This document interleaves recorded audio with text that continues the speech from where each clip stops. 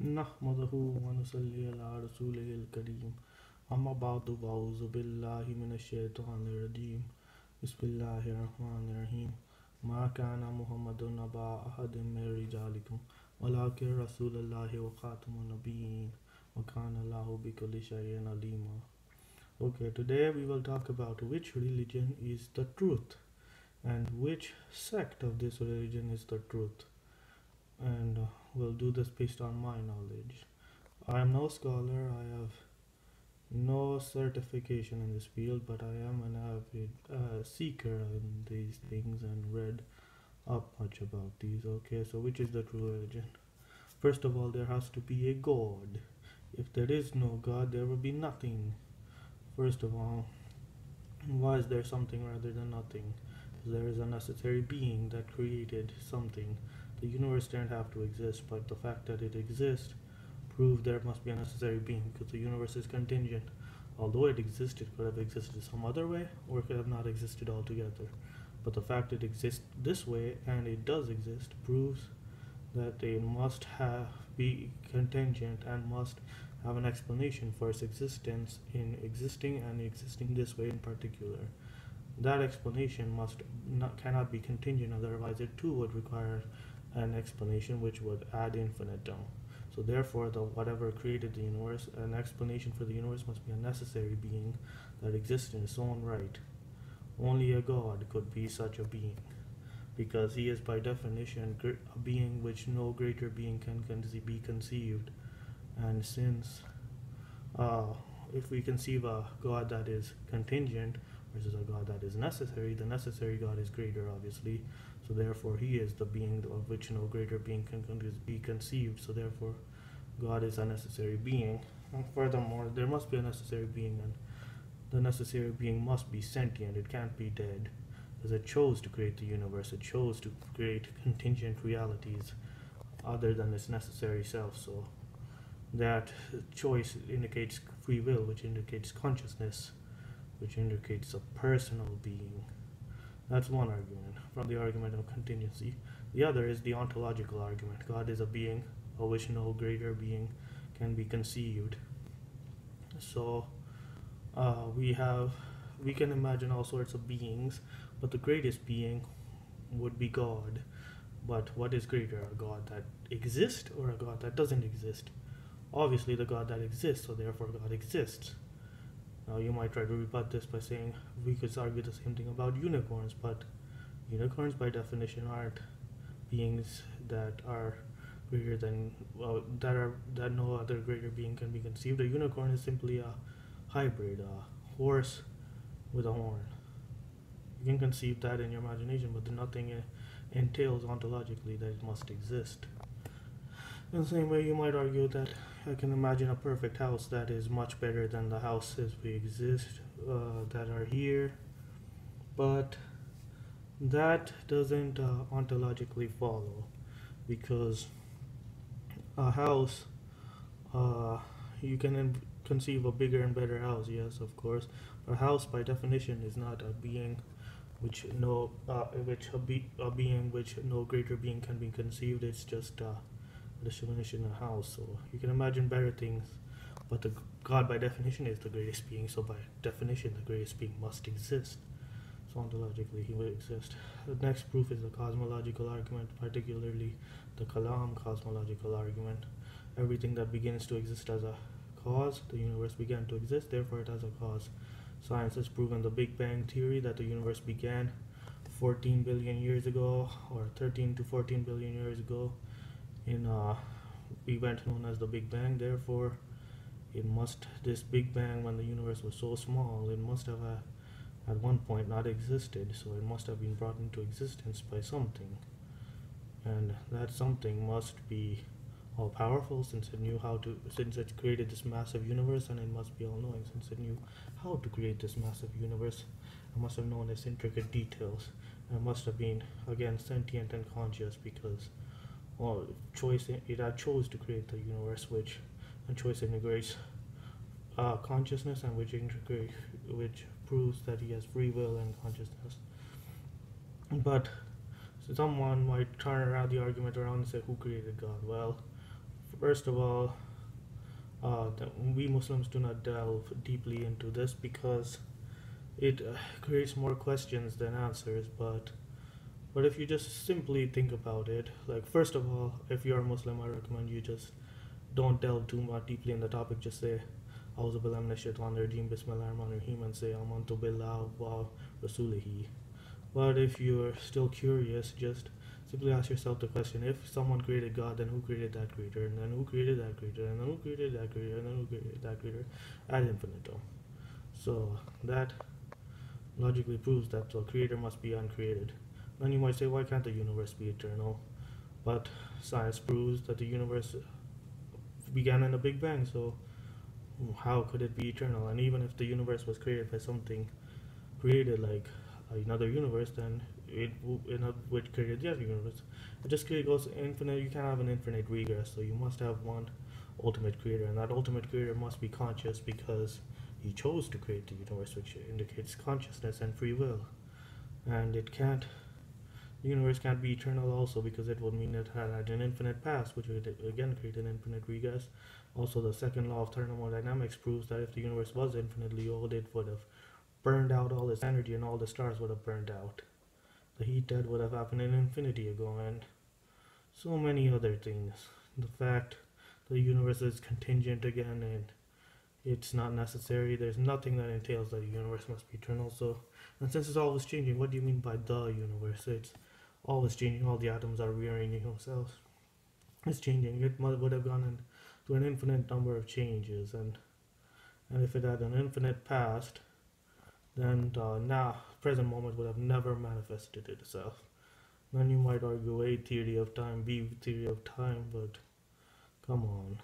The fact is, the universe is changing. It's going through time, whatever your definition of time is, and there's no way it could be eternal. And all the scientific evidence disproves that, and it must have a cause. Like some people say that quantum physics proves that cause can happen, effect can happen without a cause. But if you think you know quantum physics, you don't know quantum physics, as the scientists say, and we can't fully see. Science is always changing too, and why only little particles can come from nothing or be uncaused? Why not elephants or plants or trees or stars or yeah? So this is a very fishy, this stuff, this quantum physics, and trying to prove it came from nothing, and that it can happen without a cause. Just because we don't know what the cause is doesn't mean there isn't a cause. Or even though still this is deep stuff and there's scientific disputes on the quantum physics, so it doesn't prove anything. And then we also have the fine-tuning argument. The universe and the laws of physics and everything is fine-tuned for life to exist. Now this cannot be by necessity because the laws could have been different, the universe could have been different, but it's fine-tuned for life to exist. The fact that it could be different proves that it's not a necessity, it's a contingency. So then again, it can't be explained, it requires an explanation. Then the next theory is that it was by chance that the universe is fine-tuned. But this can't be so either, because by chance, the chances are so slim. The universe exists in a fine-tuned way, but it could have existed in a billion other ways or in infinite other ways. So what's the probability of the universe being fine-tuned? 1 out of a million, 1 out of a billion, 1 out of a trillion, 1 out of infinity? Whatever it is, it's a small number. So it's a small ratio right there. So what are the chances that could happen? Nothing, almost. You might say, oh, but there's still a chance. Well, I could argue my mother is a pink elephant from Pluto. You might say, how could that be? I could say there is a chance. You lose meaning in your words by appealing to the chance argument. And then the multiverse theory, again, as I proved in other videos, the multiverse is philosophy, it's not science, and it hasn't been proven. And even if it is possible or true, it just creates more problem. It goes against Octum Razor, because now where do all these other universes come from? What law is there that creates universes as opposed to nothing? Why are there universes? Why are there no universes? Some law or something must be creating these universes. If so, why is it fine tuned to create universes as opposed to no universes? Again, the fine tuning argument just comes right back in. Either, and again, either whatever is creating the universe or universes or whatever, either has a choice or it doesn't. If it doesn't have a choice, then it's pre programmed and must have a creator itself.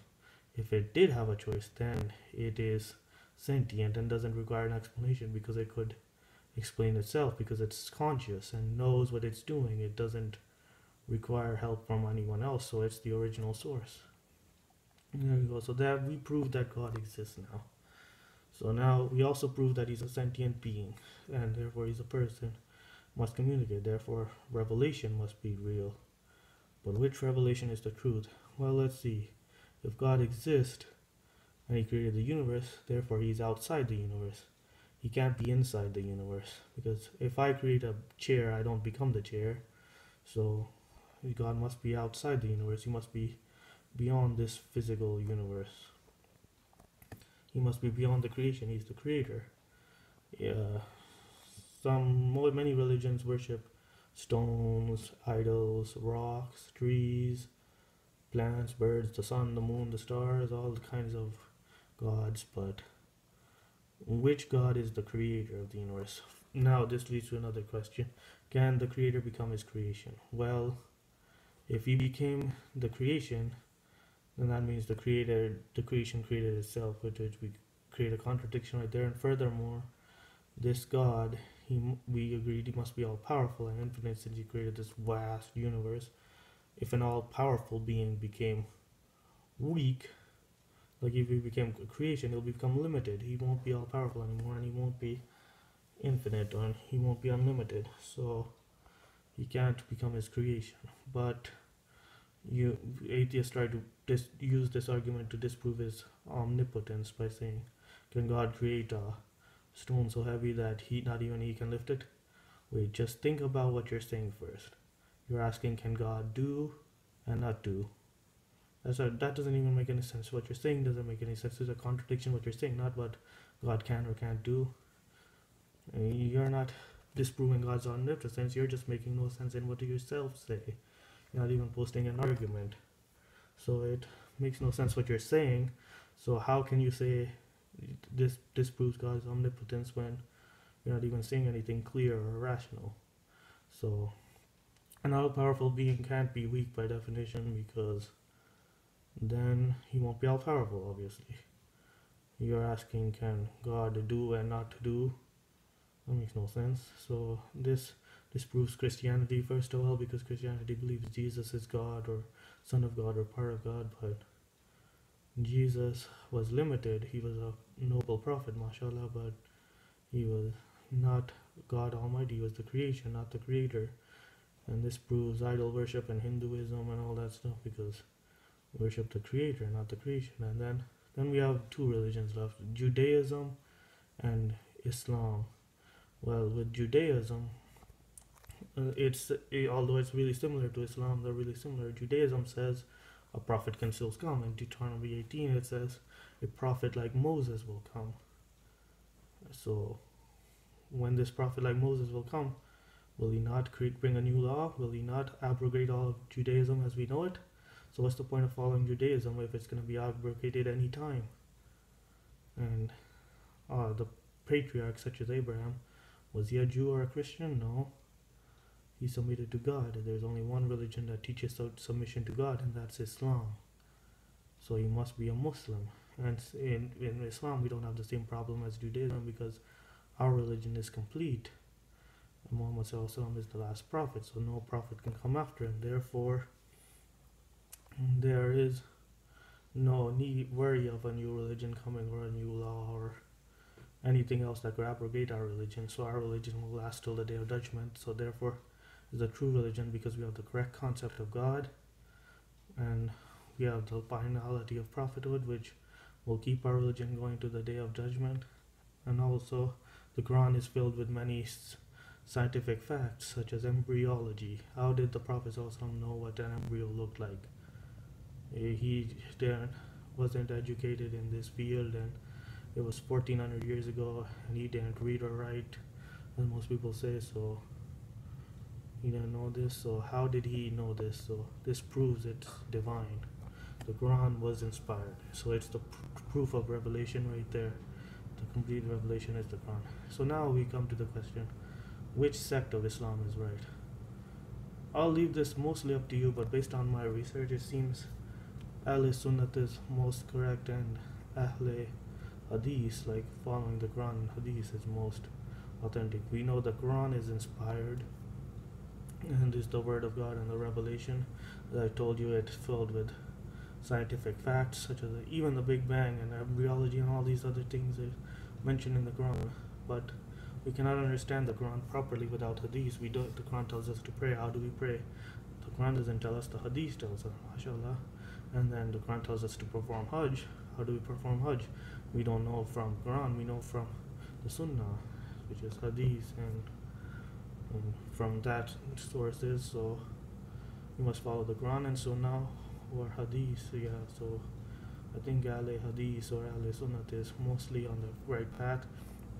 With the Shias, though, they believe that the Mawla Ali Raziyallahu anhu was the true successor of Muhammad sallallahu alaihi wasallam. But if this was so, many Sahaba would know this, including Abu Bakr Raziyallahu anhu, Umar Raziyallahu anhu, and Osman Raziyallahu anhu, and many other companions, Sahaba, which were great, which knew the Prophet sallallahu alaihi wasallam better than we do. So how can you say that either they didn't know or they did know and they were conspiring, the Shia say? But if they were conspiring, that would make them hypocrites. Now, billah.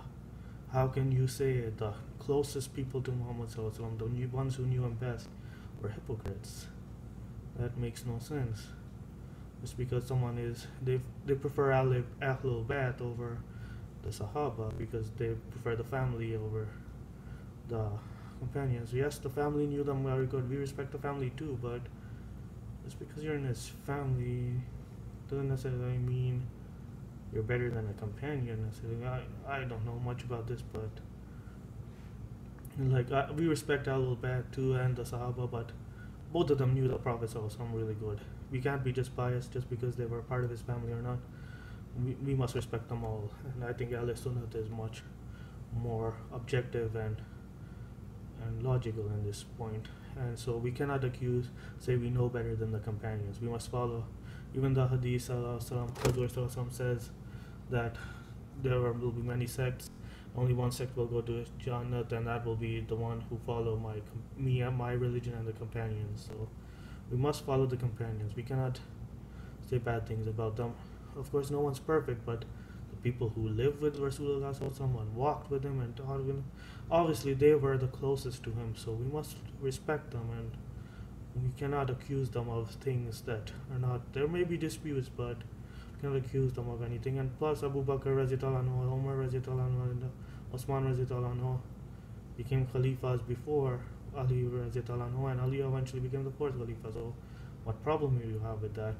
If Allah is all powerful and His will is the truth, why did He will Abu Bakr to be the first Khalifa? It makes no sense. If Ali was supposed to be the first, then why wasn't he the first? So I think Ahl Sunnat is much more correct in this, and plus the Shias, they beat themselves in Muharram, which of course Imam Hussein went through a lot too, and we must respect that. But the problem is Hazur Sallallahu went through a lot too. His children, when they died at a young age, he was really grieved, but he never performed matam, he never beat himself, and this is not prescribed by the Sunnah of the Prophet Sallallahu. We must follow his Sunnah, not later bid'ats or man-made traditions that came later. So I think Ahl Sunnah is more correct. Now, with regards to other so-called sects or offshoots of Islam, such as Ahmadiyya, or they are known as Qadianis also, but they call themselves Ahmadiyyas. I was personally born as an Ahmadi, and my family is Ahmadi, and my parents are Ahmadi, and I respect them, but I think I disagree with it, because as most Muslims do, yeah, but mainstream Islam does, but This I'm not gonna go disrespect them because my family is belongs to this group, and I do not want to disrespect my family or their close friends of my family. So I will not get too deep into this. But one simple